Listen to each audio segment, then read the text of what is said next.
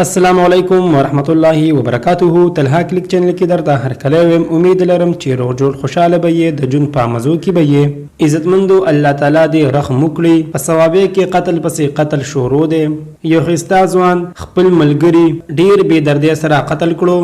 معمولی خبره باندې یو بل سره روان شول. سمدستي د بل ملګري خنجر رويستو، د بل یې وار وکړو. اخر څه داسې خبره ورته وکړله چې دې ملګري لا پیقار ورلې، د بل غریب یې په خنجر ووهو.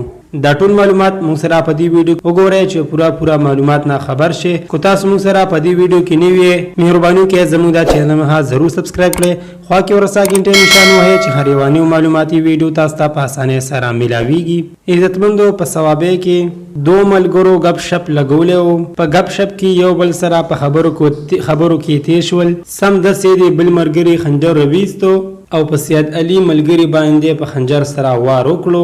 سید علي ډیر بې دردۍ سره قتل شو. الله تعالی دې ورته جنتونه ورکړي او کوروالو ته دې الله تعالی د زړه صبر ورکړي. عزتمندو، مونږ ته پکار دي چې په ظلم ملګرو نه، پر او نشه آور ملګری نه ځان وساتو او په خپل هم د صبر او تحمل نه کار اخلو. نو داسې قسمه واقع به مخته نه راځي. عزتمندو، زموږ حکومت ته دا درخواست دی چې زره ته زره د سید علي لدی خپل حق ورکړی شي، ځکه چې دی غریب سره ډیر زیات ظلم شوی دی. په وړه خبره په خنجر سره والی دی، ډیر زیات بې دردۍ سره قتل کړی دی. اخر سودونه غټه خبره خو نه وه چې دی ظالم په خنجر باندې وار وکړو.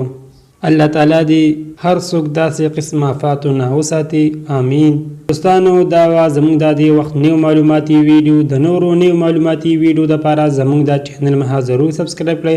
خوا کې ورسا غنټې نشان وهئ چې هر یوه نیو معلوماتي ویډیو تاسو ته په اسانۍ سره ملاویږي. والسلام.